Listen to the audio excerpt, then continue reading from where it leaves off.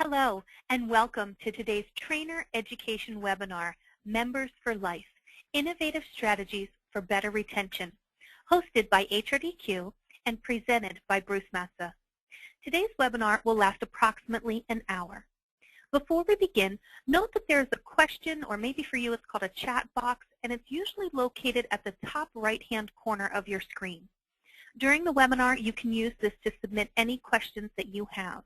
And then we'll either answer your questions as we receive them, we'll hold them for the Q&A session at the end of the presentation, or if we run out of time, we certainly will email you after the session with a detailed response. My name is Sarah Montgomery, and I will moderate today's webinar. I am in business development for HRDQ, a publisher of research-based training solutions that improve the performance of individuals, teams, and organizations. Today's presenter is Bruce Matza, a well-known speaker, mentor, and facilitator. He brings a wealth of experience in executive leadership, retention, and customer service. Bruce has over 35 years of experience advising such prominent brands as Harrods of London, Marriott, and Harley-Davidson, as well as membership organizations such as the National Retail Federation, U.S. Chamber of Commerce Institute, and the American Society of Association Executives, just to name a few. He was a senior executive for 21 years with Neiman Marcus. Bruce is the author of the assessment Becoming a Customer Service Star, initially designed for Walt Disney World. Now, in its third edition, the assessment has been used by more than 250,000 service professionals around the world. We are pleased to have Bruce share his expertise in member retention with us today. Welcome, and thank you for joining us today, Bruce. Well, thank you, Sarah, and welcome to everyone across the country who has tuned into this webinar. I'm delighted to have the opportunity of sharing this presentation, Innovative Strategies for Better Retention. I've had occasion to present similar webinars and keynote presentations across the country with associations and chambers of commerce, and I hope that you find this to be of value for your time and energy in having tuned in. Let me just share with you very briefly what I hope we can accomplish over the next hour. I want to show you some things that I have learned across the country that associations and chambers are doing to better demonstrate appreciation to their members by being able to understand the lifetime value of a member and the cost of turnover when you lose a member and have to replace that person. I'd like to show you some examples of how to understand the vital role that employees play in member retention, and also how to engage your board in better retention activities. There's a movement to talk about top grading your members for better retention. I'd like to show you a little of that. And if you are going to use customer and member retention as a possible subject at an upcoming board retreat or a staff workshop, I would like to show you some ways in which you might be able to incorporate some of these ideas. Let's proceed. I'm going to start right off by just asking you to give us some feedback. You have on the screen a little poll that's asking you in your organization, what is your current retention rate? Are you retaining your members at some number above 95%? On an annualized basis? Are you looking at 90 to 95, 80 to 89, 70 to 79, or below 70%? Give me an indication of what you believe, and if you don't know the exact number, give us your best guesstimate. Take a moment and let you fill out this poll and share some of the results.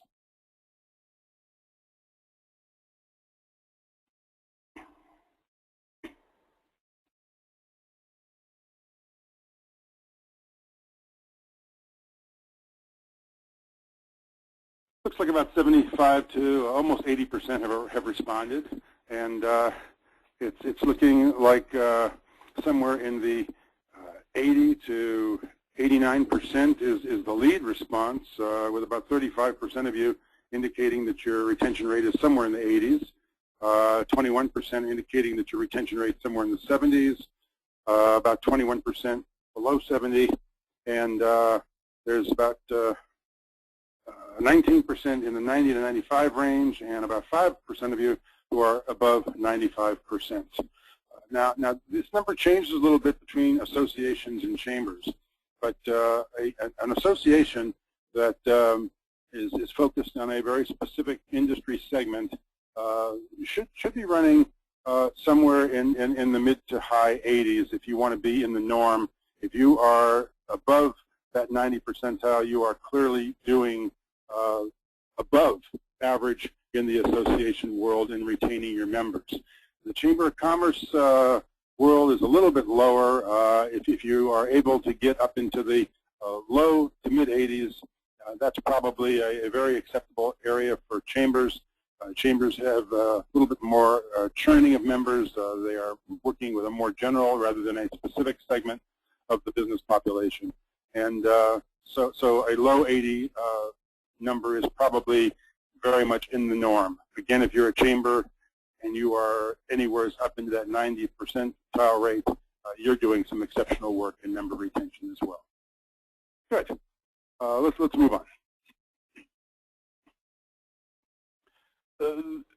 This is an important chart, and I'm putting it right up front for you, and we can certainly make this available to you.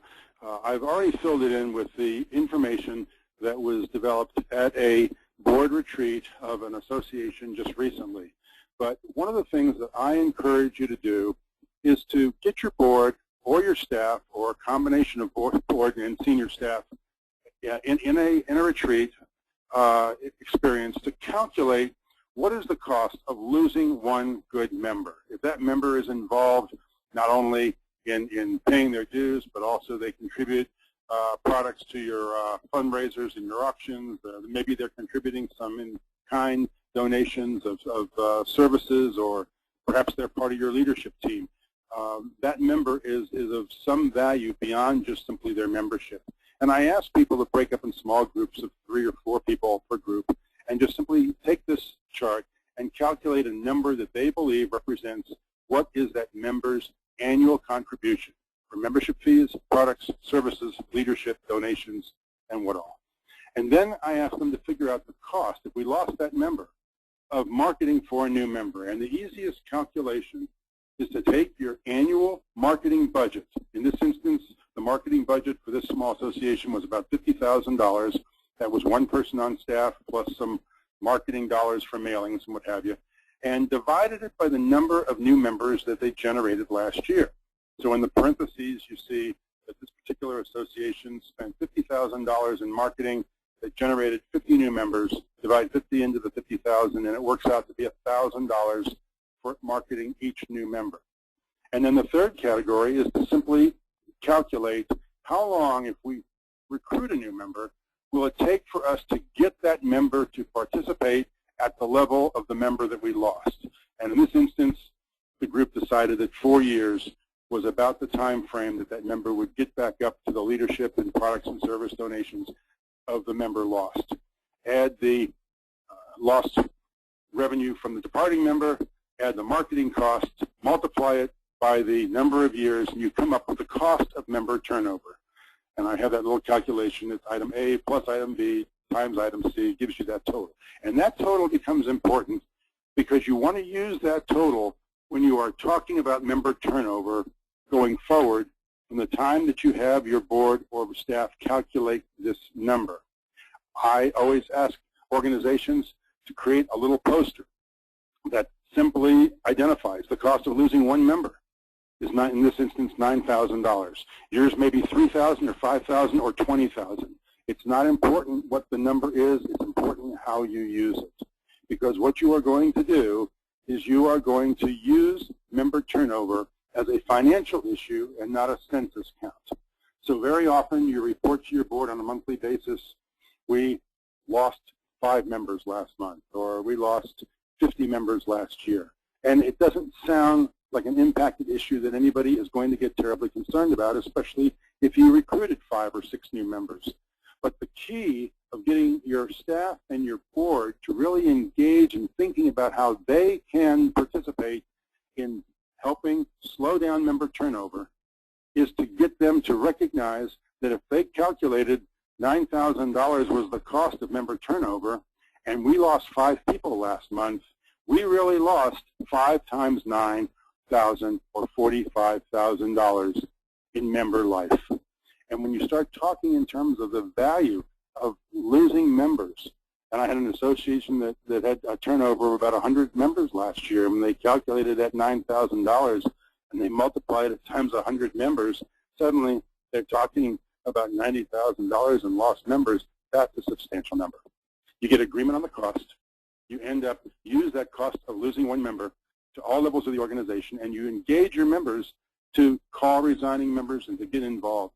I had one association where the board said, this is totally unacceptable. We can't live with this kind of number. It may not be cash out of the bank account, but if it's the real value that you calculate your members to be worth, and the board is being reported that they're losing $45,000 worth of member life in a given month, suddenly the members are asking, what can we be doing? What can you be doing as the executive director? What can you be doing as the president of this association? What can our staff be doing? Quite frankly, what can the board members be doing? And when that question becomes an issue on the table, you have captured your board to suddenly engage in member turnover. And getting them then to call resigned members and find out why they were unhappy, why they left the association or the chamber, to encourage them to come back. Most times they leave because of indifference. They didn't make any business contacts. They didn't get approached by anybody at the last luncheon. It's normally not major things. It's just simply minor relationship issues that don't take hold because they have a perception of what membership is worth, and it didn't happen. And when your board members call those folks, you suddenly have created a member-to-member dialogue, which is much more powerful than anyone on staff following up with a resigning member. It's a very powerful tool, and I encourage you to try it, and I would love to hear success stories or problems that you have to help you think through how to make this a tool that you can use to engage people in member retention. Now, the problem that you have with identifying members who are about to resign or are unhappy is that for the most part, members don't complain. There was a study done called the TARP study, Technical Assistance Research Program, group of Harvard graduates who over a period of about 15 years conducted studies on almost every industry. And when they came to the not-for-profit associations and chambers, the same statistics applied as did the for-profit organizations. People indicated when they had a problem, they didn't complain about it because it was just too much of a hassle. They didn't know where or how to complain, or they just didn't think it would do any good.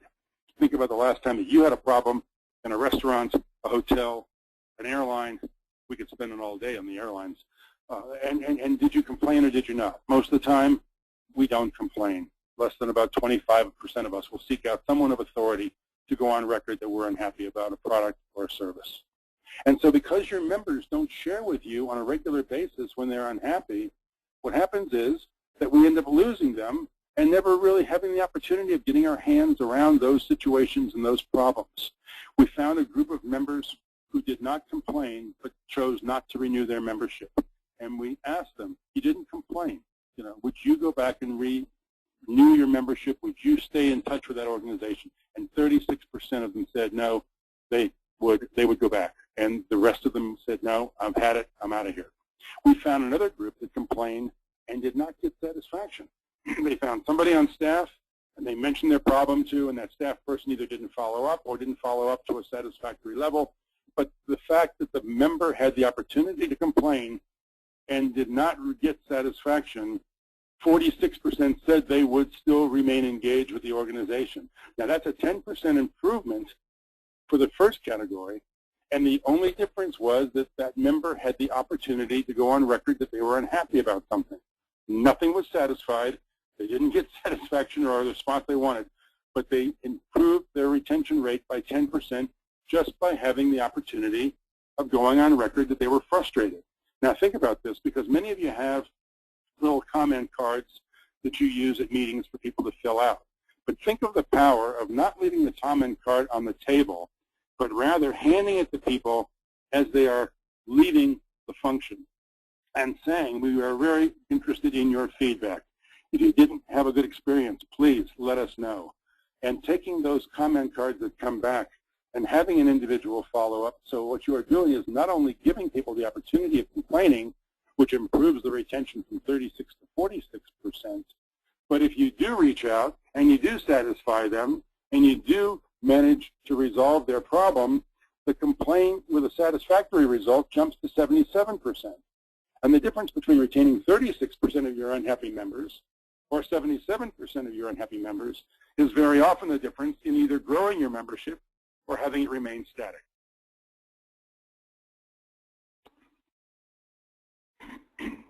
We know word of mouth is a powerful tool. People with a good experience will immediately, in 24 hours, tell 3 to 4 people. Members with a bad experience will find 10 to 12 people. And now with the internet and Twitter and Facebook, a bad experience can reach thousands of people in just minutes. There are organizations that are doing nothing but helping people search the internet for negative comments and bombarding those sites with positive comments about the organization just to neutralize the negative ones because of the impact that the internet has on customer responses and customer satisfaction. I encourage you to look for ways of encouraging member feedback. We have surveys and comment cards. Many of you use focus groups. Identify any way in which the staff can reach out to get their hands around problems. You want your staff to be ambassadors, and you want your board to be ambassadors, always looking for ways of solving problems. One very creative solution that I saw at a Chamber of Commerce recently was an incentive that they offered their staff. The executive director at a morning staff meeting had a handful of local coupons to restaurants and bowling alleys and amusements, and indicated that if any staff member would bring him a problem that he or she heard out in the community, when you're out with your kids on the soccer field, when you're at a church, when you are out at the grocery store, if you hear anybody mention a problem that relates back to our Chamber of Commerce or our association, bring me the individual's name, bring me the story, let me call them up, and let me give them a happy ending to that story. Because people who are out in the community talking negatively about your organization feed on that. It becomes almost the fun thing to do as adults, to tell horror stories about other organization experiences that we had. Got another question for you. When you're serving members, should all members receive the same level of service? Answer this poll. Yes, everyone deserves the same service, or no, some members deserve to be treated better than others. Take a moment and give me your response.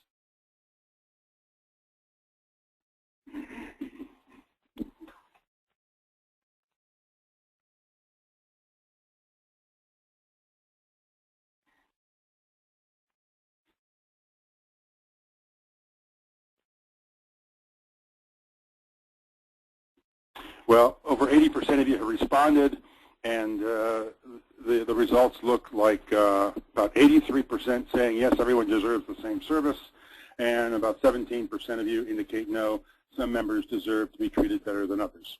This is without a doubt one of the most controversial things that I bring to organizations, and in many instances I know they would like to run me out on a rail, but I contend that you do not offer the same service to everyone. That if you look at the airlines and the frequent flyer programs and frequent dining programs, organizations who are in the service industry have all identified that you have to identify ways of, number one, knowing who your best customers are, and two, giving them perks and treating them in ways that make them feel like they are best customers. And it seems that in the late 70s, when American Airlines first introduced the frequent flyer program, within 6 months, every major airline had a frequent flyer program, identifying their best customers, offering them early boarding, better seating, free drinks, and all types of upgrades. Hotels followed suit, restaurants followed suit, and now you cannot even walk into an ice cream shop without them handing you a card and indicating that if you buy 5 ice cream cones over the next year, your 6th one is free. That's a better member program. The process that we are looking at, this top grading for members, really comes out of the work at General Electric when they were using top grading for employees. But in this instance, we've applied it to members. And I would suggest to you that you really have 3 categories of members: your A members, B members, and C members. An A member is someone who's a frequent participant in products and services. They support the institution, they attend your events, and they are the people who you want to promote into leadership of your committees and members of your board. An executive of an association recently said to me an entire roster of A members would be ideal, and I said to her, I'm not sure that you could manage the phone calls if you had an entire organization of A members. Normally, A members represent about 20% of your total membership. Your B members are your largest group. They're about 60% of your membership. They're solid participants. They tend to be loyal to one or two specific programs or services. They will appear at functions on occasion. They do financially support you on occasion. Many of the B members may be new or recently relocated, and they just haven't been able to declare themselves either as A members or are they going to stay as B members. And you build your association around your B membership. To a great degree, these are the folks that we are attempting to appeal and look forward to in terms of showing up at events and participating in our activities and our services. The C members are infrequent users of products. They seldom participate in programs. They are not a financial supporter of the organization. They may not be much more than a name on your roster. For those of you who offer insurance programs for your members, a lot of times members sign up to become participants in your association because they want to buy the insurance program, and they are almost never visible at anything else. Those are C members. They may be good for your insurance program and certainly added to your membership rosters, but you don't want to spend all your time, money, and energy focusing on your C members. If you have a marketing budget, you want to be able to understand who are your A members and retain them at all costs. If an A member calls in with a problem, you want to be as responsive as possible. Now, I'm not saying you don't want to be responsive to B and C members, but the fact remains that if you look at this matrix with an idea of always retaining your A members, upgrading your B members, and look to re-engage your C members, then you've stratified your marketing efforts to putting your money, your time, your energy, and your staff to focusing on the people that you absolutely do not want to lose, which are those A folks, and looking at ways at continuing to re-engage the C people, but not spending a huge amount of resources to re-engage those C folks who have demonstrated to you that they're there really for a single purpose.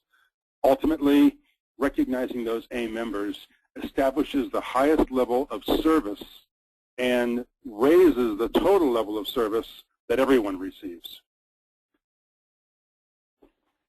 Quarterly best customer newsletters have become popular, incentives for frequent participation. I have one organization that offers preferred seating at events to their A members. You do this with your ambassadors very often. You end up having logo merchandise. I had a very creative project with a couple of associations that set up a point program for members' participation, and they got points for everything from serving on committees or boards to showing up at events to attending the annual convention. And those points could be cashed in for logo merchandise of the association. So you not only got your logos out there, but you got people to start incentivizing themselves for participation. Unique membership cards, plaques, and nameplates for your best members. But I would encourage you to recognize your members in a way that definitely identifies who those A people are. And if you don't have a mechanism for going into your membership roster and identifying the A people, it would be a wonderful experience for your senior staff and your board to simply go through the roster and identify who they believe are the A people and to find the criteria that they believe should qualify an A person, so that when that A person shows up, everyone understands this is someone we are not going to lose. We want them for life. You may not be able to write individual thank you notes and cards to all your members, but if the staff focused in on just the A members and some of the B members, you would have a huge impact. This is a Chamber of Commerce with 5 members on staff, a small Midwest organization. They decided that each member of staff would identify 2 people, preferably A and B category people, to write a note each day thanking them for their participation, following up on a problem that they called in about, indicating a new event that was coming up. But each staff member was asked to handwrite a note on chamber cards to 2 people a day, It generated 10 notes a day by those 5 staff members. That's 50 notes a week, and turns out to be over 2,500 notes a year. That has a huge impact. Nobody writes notes anymore. They send emails. They send printed letters. A handwritten thank you note has incredible impact. And while you can't do it to every single one of your members, zero in on the best members. Let them know that they are important, vital parts of your membership roster. Had a number of chambers that have adopted this process of looking at the lifetime value of a member. Earlier, you calculated the cost of one member leaving and replacing that member. Now we're looking at retaining people, and what is the cost, what is the value of being able to retain a member for life? In this instance, I asked people to simply figure out the average revenues of that member, and you can take that off of the earlier chart that you worked with. I think the earlier chart they calculated $1,250. In this instance, the association came up with $1,500 value contributed by an average member in a given year, plus $1,000 of in-kind donations and services, and another $2,500 if they had to go out and hire consultants to serve in the leadership roles that their volunteers were serving. And they calculated in this instance that they believed that an organization was able to be retained for a period of 20 years. And when you calculate out the value of this member times 20 years, the lifetime value is $100,000. Now, why is this calculation important? Because if you have a member who calls in with a problem or has a situation that is raising some difficulty, don't make the decision based on the transaction. Make the decision based on a lifetime value. One of the associations called me recently and said that their president-elect had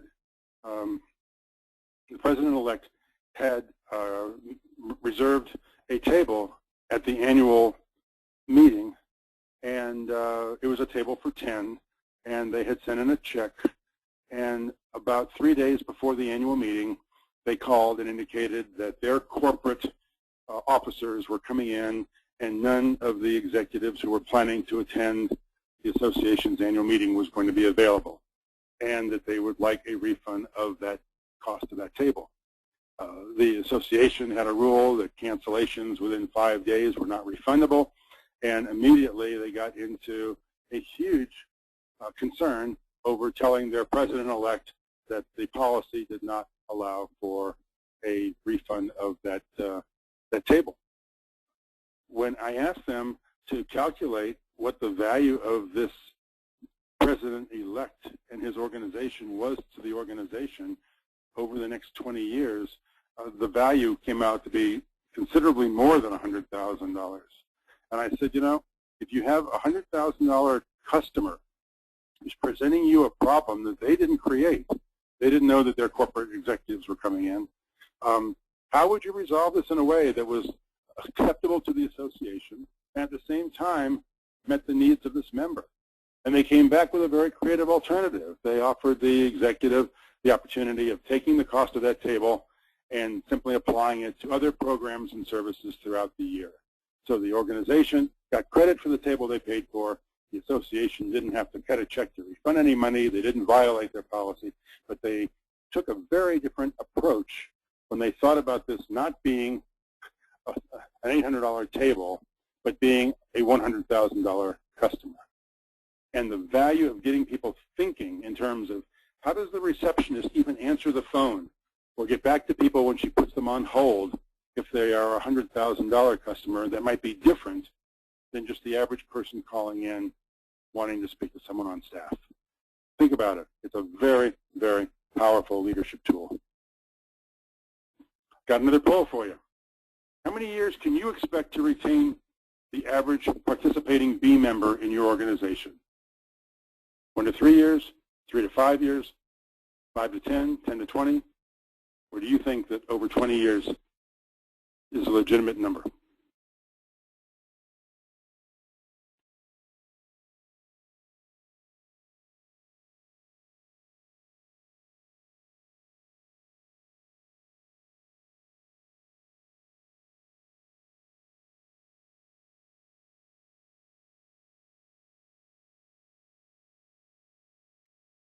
about halfway, but 40% of you still are waiting to vote.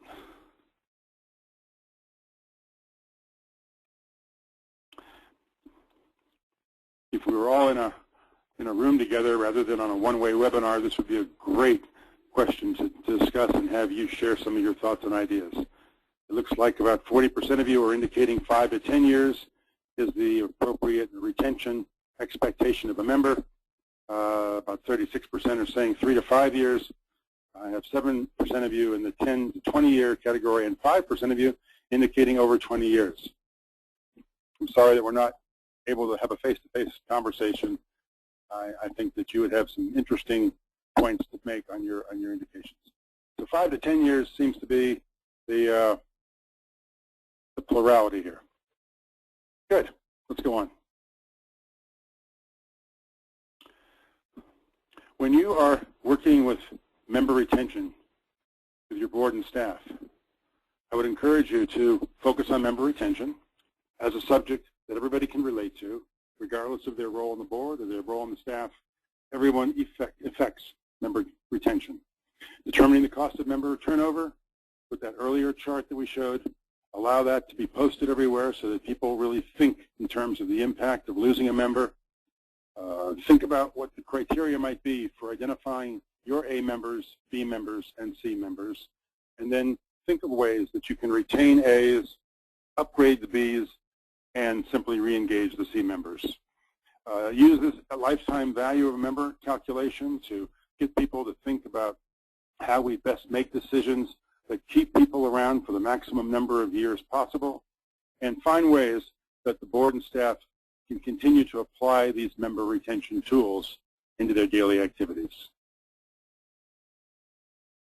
I want to tell you a story. So many of us talk about our organizations as being a home away from home, and our staff are close and cohesive and feel like an extended family.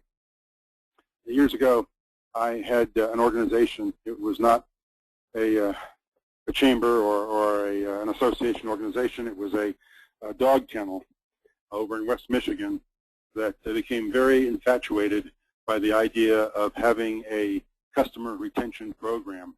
And when we had a workshop for the staff and the leadership, they got into a big discussion over whether the pet owners or the pets were their primary customers. And they liked the idea of writing notes to their customers, and from that idea and the opportunity of retaining people for the life of that pet, the organization started to generate mailings that were addressed not to the pet owners, but to the pets themselves. And our golden retriever, Taffy, started receiving mail from the Holiday Kennel. Let me read you a few of these cards. Dear Taffy, it's time again. Remember last year what fun you had at the Holiday Kennel's annual Memorial Day picnic featuring all the hot dogs you could eat? Has Bruce made your reservation for the Memorial Day weekend? Tell him to hurry. The gang is bigger than ever and the space is limited. Bring this card and save $5. Well, I come home and my sons are reading Taffy the mail and pointing to the breakfast bar where the rest of the bills were sitting. But we obviously had to check Taffy into the Holiday Kennels for the annual Memorial Day weekend. Now, they're just trying to get us to think about the Holiday Kennels while we're planning weekends away from home. But it had a huge effect because the kids loved reading Taffy her mail. And the fact that Taffy was getting mail instead of my wife Annie and I seemed to be entertaining for all of us. Here's another card. Howdy, partner. Greeting from Camp Holiday. Ready for the last roundup of the summer? Labor Day weekend is almost here, and we want to make sure that we have a steak with your name on it for our all-beef cookout and Western Jamboree. Call your buddy Horace Holiday and reserve a bunk bed and a steak for you now. Of course, Taffy didn't spend the weekend in a bunk bed, but the idea that the dogs were going to have a party and going to have fun seemed to just endear everybody to the idea of Taffy getting mail. During the Kuwait little war that we had in the Middle East, Taffy got a card from the Holiday Kennels that said, Dear Taffy, summer's off to a great start with the nation welcoming home the troops from the Middle East. While there won't be any fireworks at the Holiday Kennels, We wave our flags proudly and salute the troops at our own 4th of July party. We don't want you to miss out on the fun, so have Bruce make your reservation today as space is limited, and bring this special bonus card with you, and you'll receive your very own flag to take home. Well, the kids were adamant that Taffy spend the 4th of July weekend at the holiday kennels because we were going away that weekend, and when we picked her up, Taffy had a little American flag attached to her collar. We were all so proud. But this one really caught me off guard because it came a year later and was addressed not to Taffy, but it was addressed to me. Dear Bruce, please join us at noon on Saturday, April 18th for some holiday fun and bring Taffy to the Holiday Kennel's 2nd annual Easter Bone Hunt. Help your favorite pet look for prizes and treats, and the Easter Bunny will be here to pose for pictures with your pet for a $1 donation to the Humane Society. Tour the kennels, check your schedule, and reserve the best rooms for Taffy over the coming holiday weekends. Please have Taffy bring her leash. Well, the boys were adamant that Taffy go to the Easter Bone Hunt, so we loaded her up in the car. We drove out. They had all kinds of toys and snacks hidden in the grass. So they gave us a basket that the kids ran around with Taffy to find the treats. And suddenly we see this guy sitting in an Easter Bunny costume with a sign saying that a picture of your pet for a donation to the Humane Society. So we put Taffy in the Easter Bunny's lap, and we get this cute little Polaroid picture in a paper frame, greetings from Camp Holiday. Now here's what makes this so crazy. Come to our house for the last 15, 20 years. You find pictures of my wife and I at various events, pictures of our 2 sons now married with kids of their own, pictures of the grandchildren. And though Taffy is no longer with us, there's still a picture of Taffy and the Easter Bunny sitting on the piano. And what makes it so ludicrous is we're Jewish. But tell me what the problem is when we have one organization that's treating dogs like guests when so many organizations in the service industry are treating their guests like dogs. Hope you enjoyed that story. It's one of my favorites. Why aren't members retained? Simple chart from the TARP study again. 1% of your members die, 3% move away, 13% find other affiliations for the products or services they're looking for, 15% are specifically dissatisfied with a particular product or service, but 68% leave because of a feeling of indifference. They didn't feel engaged, they didn't feel they got value for their membership, they didn't meet other people, they were not recognized and appreciated. So the bottom line, I would challenge you to think about what you sell and how do you address member retention. By training your staff to be member-focused in these 5 areas, we all know that things only get done when they're measured. And this instrument, Becoming a Customer Service Star, is a simple way for you to focus your staff on ways to increase member retention quickly. The 5 dimensions that participants work on in the assessment include ways in which they feel positive toward customers, they encourage customer feedback, they respond to customer problems, they do everything that's building long-term relationships, and they're finding ways daily to exceed people's expectations. Let me share just a few personal stories on how organizations in the not-for-profit arena have used the STAR to success. One of my favorite is the Security Industry Association up in Washington, D.C. They created a year-long theme on becoming customer-driven. They began with a staff and a board 2-day retreat that used the Customer Service Star to introduce the concept of becoming customer-driven, and they created over 24 major initiatives, including visitations of their staff out to member facilities, all kinds of ways in which they identified their A, B, and C members and really built a model of never losing an A member, but they got everyone on the board and staff to focus on member retention and customer satisfaction in a campaign that was a year-long program. Both the U.S. Chamber of Commerce Institute and the American Society of Association Executives have initiated courses in their certification curriculum that address member retention. I have had the pleasure for the last almost 10 years of being on the staff of the U.S. Chamber Institute teaching member retention, and have had a couple of opportunities at both the national and state levels, Society of Association Executives, in presenting programs. But the STAR has been a very, very successful instrument used as part of that curriculum over the past several years. I challenge you to think about, what do you sell? Do you sell just memberships, programs, and activities? Are you involved with promoting networking? Is your association or chamber focused on legislative influence? I would suggest to you that regardless of what area of association or chamber life you like to market and specialize in, that first and foremost, what you sell is satisfaction. The satisfaction of your members to turn to your organization as their prime source for belonging. And when you sell member satisfaction, you are really taking your organization to an entire new level of service. Well, that brings us to the conclusion of my presentation. I turn this over now to you and to Sarah to please submit any questions. And Sarah, would you like to take over at this point? Absolutely, Bruce. Thank you. Go ahead and keep sending in your questions. We do have some that have come in throughout the presentation, so I'm going to jump right in here and start. But go ahead and keep sending those in to us, and if we run out of time, we will make sure that we email you a response, and I certainly can speak to you about a response as well. So you'll certainly get your questions answered. Our first response, our first question here, Bruce, comes from Michelle, and Michelle asks, what specific assignments can we give to board members to impact member retention? Michelle, good question. I appreciate you raising that. You know, possibly the most important assignment is to have board members follow up with members who have dropped their membership. They'll learn what disappointments people have experienced, and they will possibly even save a few members in the process to the organization.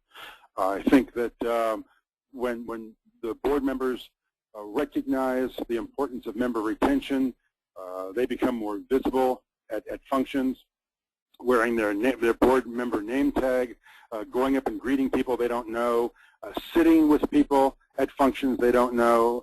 You know, I think one of the most detrimental things to member retention is when you have all of your board members and all of your ambassadors sitting at one table in the front of the room, and they never mingle with the rest of the membership. I love when you have a board member assigned to each table as somewhat of a leadership sponsor.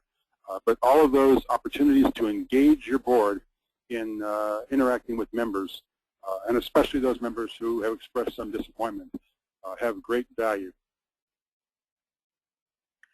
Great, thank you. And our next question here comes from Jerry.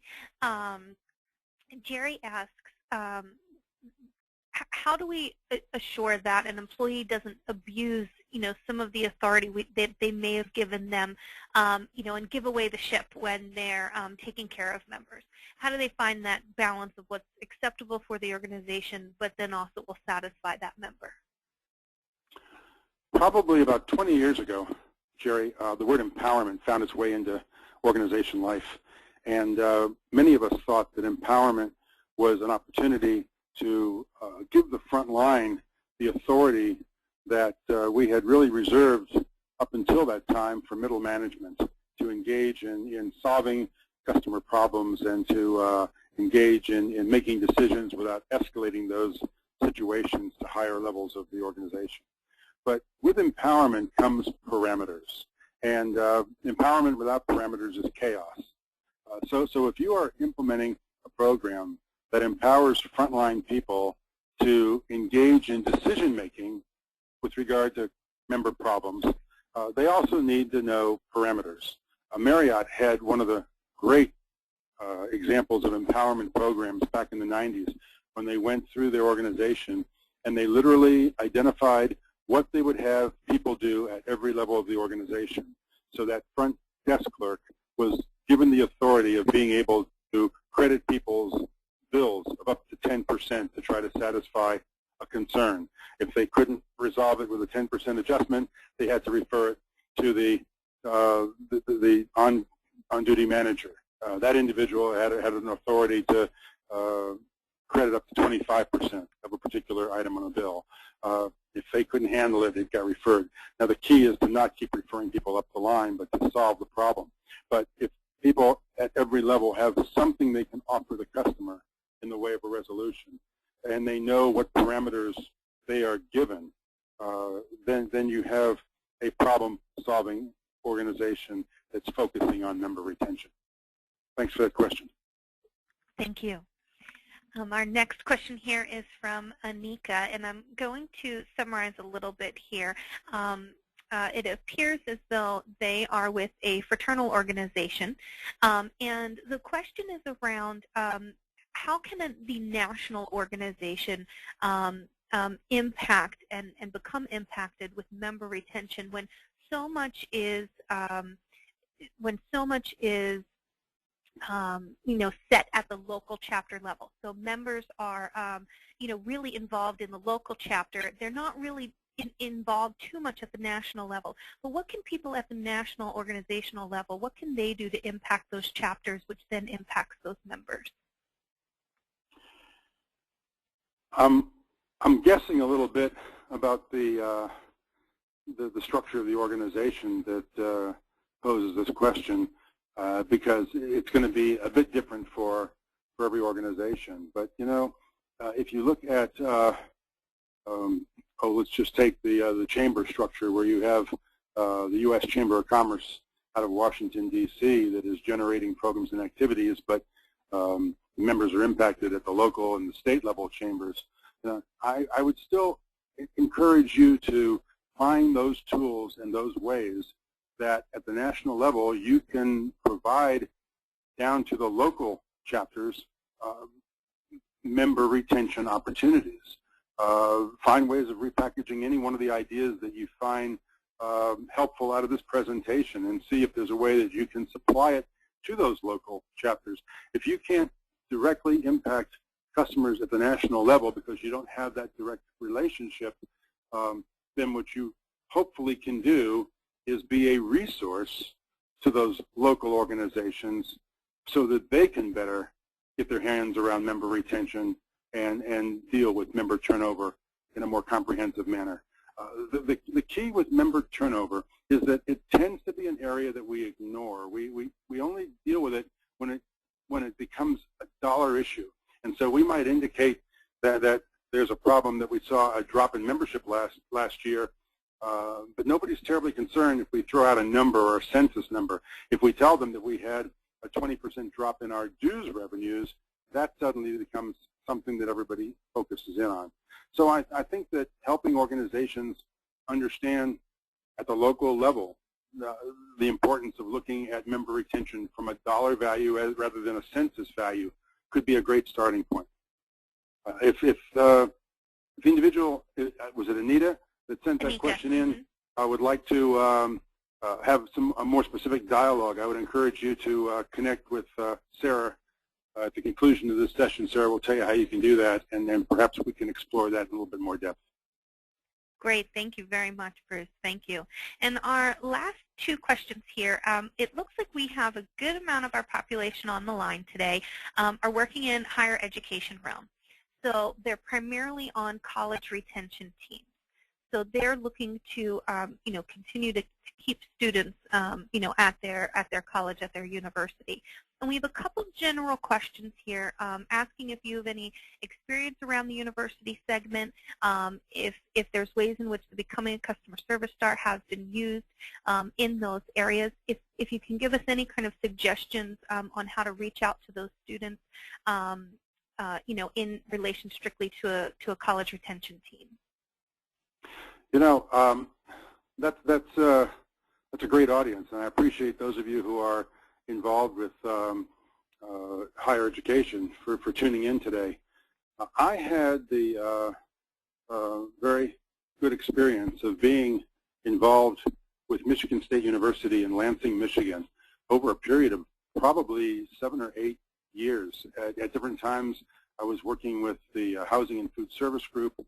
They were the initial folks that sought me out to try to become more customer-driven. The Dean of Student Services at one point had me working with all of the non-academic side of the university, and at one point I was even involved with the athletic department after the Spartans won the NCAA national championship and wanted to be more national in their prominence in the way that they treated the press and the way they treated customers and alumni. But going back to the earlier experience, when you look at students as customers, certainly in those service areas like housing and food services and student services, even in the admission office or the way that scholarship administration works. There's a tendency to believe that students are just simply a necessary evil that we have to deal with. And it's certainly a transition in thinking to look at students as customers. But we ended up with a lot of ideas that came out of the leadership teams and the resident assistants who managed a lot of the housing and food service activities in ways in which they could treat students as customers. They ended up hanging feedback cards on doorknobs when they went in and did maintenance in rooms to make sure that the repair was done appropriately and the room was left the way it was found. They were looking for feedback from students on their favorite items and created favorite items of the week in each of the student cafeterias and food halls. I think that there is a huge opportunity to just simply toss out the concept of how do we look at our student population as customers and then think of ourselves as customers and create that parallel. I laud you for being online today and for thinking about this initiative in a higher education environment. Thank you. Great. Thank you very much, Bruce. If we did not get a chance to answer your question, you will receive an emailed response directly. And for more detail, things like that, we certainly can discuss on the phone as well and connect directly with Bruce. As an exclusive offer, you do receive 20% off any Becoming a Customer Service Star product at our website. It's HRDQ.com. Bruce, if you could move to our final slide, please. And go ahead and use the coupon code MEMBERWEBINAR at checkout. Now, there's a facilitator guide. You can take a look at it, 30-day return policy on any of the materials. And if you have any additional questions, feel free to reach out to us. We really appreciate your time, and we hope you found today's webinar informative. I thank all of you for joining us and wish you the very best in your member retention efforts. Have a great day.